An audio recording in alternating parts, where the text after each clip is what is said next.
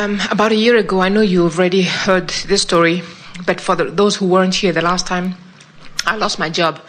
And since then, you've taught me how to adjust and fork in the road and be appreciative of where I am right now. I have done amazing work with myself. Over the past 1 month, I have had 3 interviews from wonderful companies that I just felt really aligned with and happy about, and I even started celebrating joining them. None of them have hired me. I feel that I'm just on the cusp of... You are. But I have 1 month of pocket money in my savings account. So how can one best get over the hump? And how can one best create with the time component added to it? Well, the time component is an upstream component, isn't it? Because when you say things are getting really good and good companies are calling me in for interviews, that's really a downstream thought. Yeah. But then when you say, but no one's hired me, that's an upstream thought. And so then you try to get that moving back that way. When you say, no one's hired me and I only have 1 month left, so they better call me fast, those are really upstream thoughts. So here you stand, here and now, and everything that you've lived has caused you on this subject of employment to ask for the solution of a really good feeling, mind-stimulating, uplifting environment that pays you really well. In other words, you've created a really wonderful job scenario by virtue of what you've been living. Yes. It's in the process of becoming for you. And now, here you stand in awareness of this scenario, and you say, it hasn't happened yet, which is upstream. So then you say, here I stand, and it hasn't happened, which means what happens to what's happening in your now is that it just extends a little further into your future. And you say, but it's not happening, so what's happening now just extends a little further into your future. So your future experience cannot change if all you're doing is observing your now experience. Because now is dominant. That's what our friend said earlier. Does what's happening now have to dominate my vibration? And we say, no, it certainly doesn't have to, but most of you, because you were observing themes, cause it to. You observe what is, you spew it into your future, then you get into your future and you observe what is, and then you spew it into your future, and then you get more of it, and then you spew it into your future, and then you get more of it, and pretty soon you say, well, this is just how it is. And we say, yeah, for you. It's how it is for you, but others are living different realities because they're spewing different things into their future. So now the big question is, well, how can I spew something better into my future than I'm living right now? And we say, you have to care more about how you feel than anything else. That has to be dominant. This thought doesn't feel good, this thought feels better. It's that simple. And I, as a selfish being, am not willing to, for one more moment, hold myself apart from who I have become. We have to say to you, friends, and we say this so lovingly, your world and those that you have lived with, they've really done a number on you. Because you have come to believe in your inferiority and in your unworthiness and in the unlikeliness of things going well. And it didn't come easily. In other words, you got a little whiff of it, you focused upon it, and law of attraction caused them to show it to you stronger, until bit by bit you've lost your belief in the universe's fast response to who you really are. And we're here, as we promised you we would be, to remind you that in all of that deciphering, you are becoming, and that you must let yourself gravitate toward that which you have become if you are to be joyful. So now we've come full circle, haven't we? You have to say, if I am to be joyful, I have to close that gap, which brings this big question, but is joy an option for me? Do I get to choose joy? And we say, try it. You just got to try it. You say, no, I can't find joy. And we say, can you find something that feels better than something that feels awful? In other words, joy might be too far away, but you can find better. You can find better. And in the better, you will feel relief. So you say, okay, I'll try it. So I feel utterly powerless. I'm 1.5 years old, and I'm strapped into a damn car seat in the back of a car that I don't want to be in, with a father that didn't want to pick me up, who's mad that he had to, who's in traffic and he's unhappy, and here I am in this situation, and I am responding to this situation. And now some bright-eyed, bushy-tailed know-it-all is smiling at me. Someone over there in pure positive energy is smiling at me. And I see it, and my source is calling me toward it, but you know how far I can get? Revenge. And we have to say, that anger that child felt so much better than the powerlessness that came before. Yeah. But you know what happens to most of you when you try to move upstream from your powerlessness and you move into revenge or anger?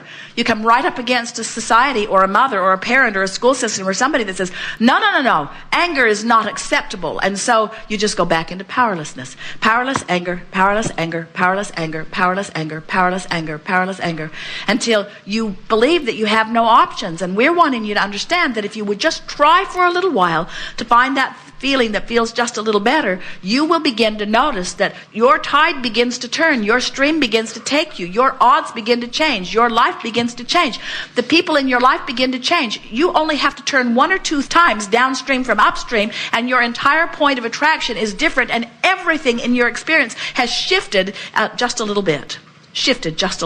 And your life will give you the evidence of that shift, you see. So, Abraham, I've only got 30 days left. And we say, how does that make you feel? And you say, worried. And we say, then don't talk about that. Say things like, things usually work out for me.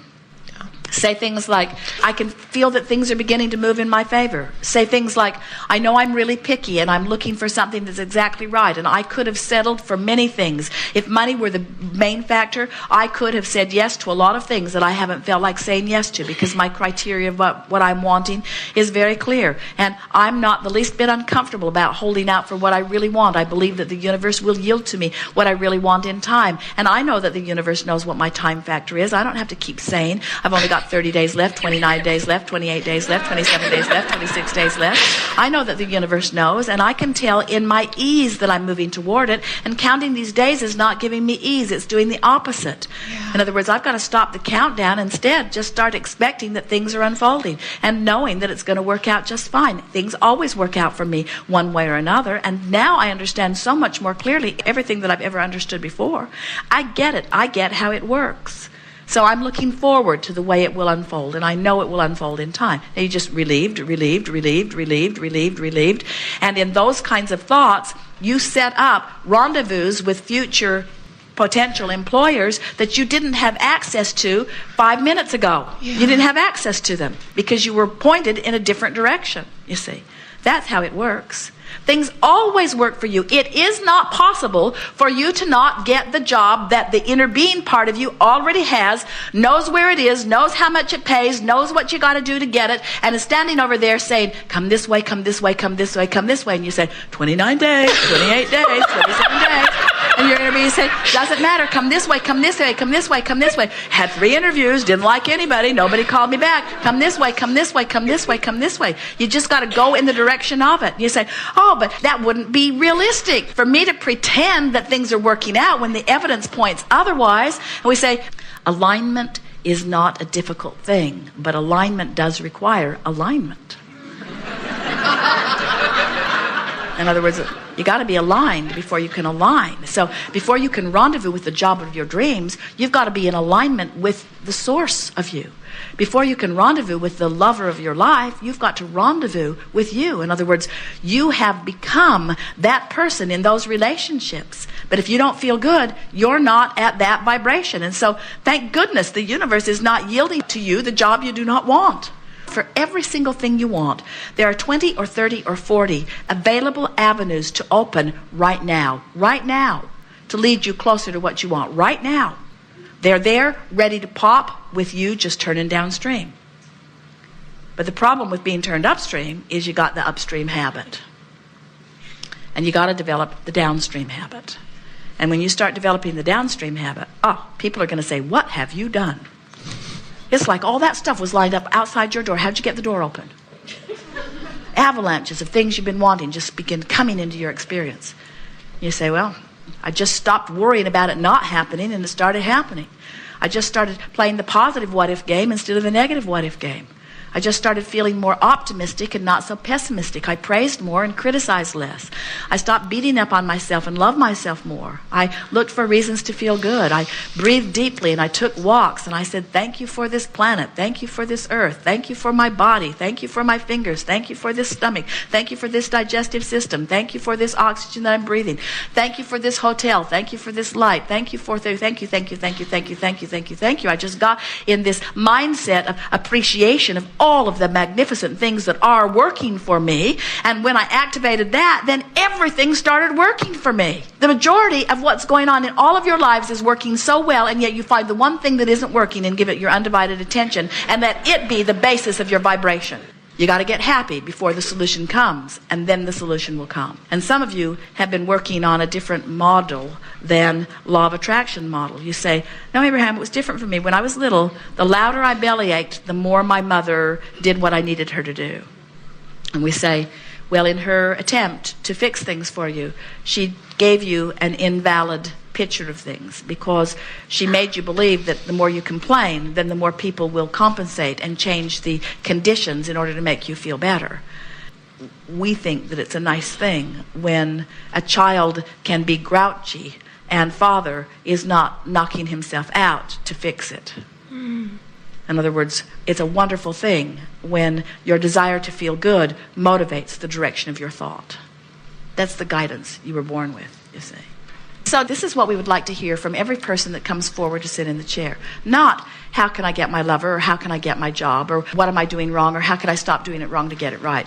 What we want to hear from you is, do you have any suggestions of what thoughts I might think that would make me feel good? Because that's the whole everything. If you would ask that question, Abraham, do you know something I might think under these conditions that would make me feel better? If you will ask yourself that, how can I feel better now? How can I feel better now? This has my attention. How can I feel better now? Well, I could ignore it. That would make me feel better. But maybe it's something big. Maybe I can't ignore it. Well, then I have to tweak it. If it comes up really infrequently, ignore it. It's not worth the effort. But if it comes up a lot, you got to do something with it. You've got to find a way to feel differently about it. Feel different. So how can I feel different? What is what is. How can I feel different? What is what is. How can I feel different? You have that latitude. You can feel worse or better.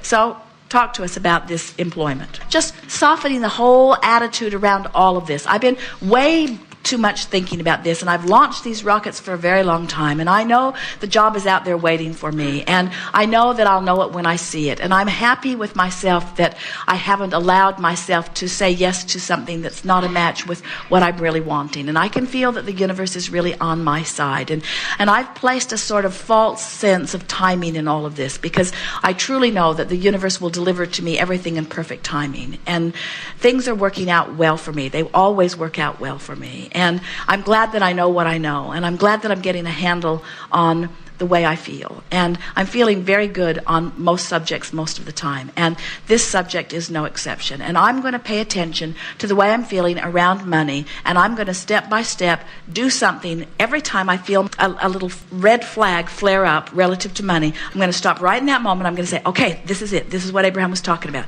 Just now, this thought was an upstream thought. How can I make it downstream? And then just do your best.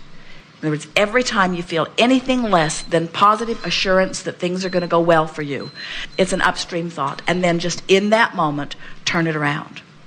And what you'll begin to discover is not only is it easier, but you'll find yourself looking back on this conversation and laughing about it. I didn't need to ask Abraham what to do because it was already set out. Abraham is very kind in that they know what's over there in my vibrational escrow. So Abraham can confidently guide me. We can. For us, it's humorous to listen to any of you fretting over the timing of something unfolding because we see what you want and we see the vividness of it and the bigness of it and the power of it, and we wonder why you worry about anything. And you say, well, we've been trained to worry. And we say, yes, but does it serve you? And you say, well, we don't really know what else to do. And we say, try doing something else. Make a decision. Write these things down. For the next week, I'm going to catch myself in the act of worry, and I'm going to laugh about it. I'm going to laugh my worry away. I'm going to catch myself in the act of not enoughness, and I'm going to laugh my feeling of not enoughness away. Just take those two subjects and make a decision that you're going to laugh them away. And you will be amazed at how often those two subjects will rise within you in a day, and you will have the option to turn downstream. And a week from today, things that looked far and distant and even impossible will be realities in your experience. That's how ready to pop your vibrational escrow is. That's how ready it is.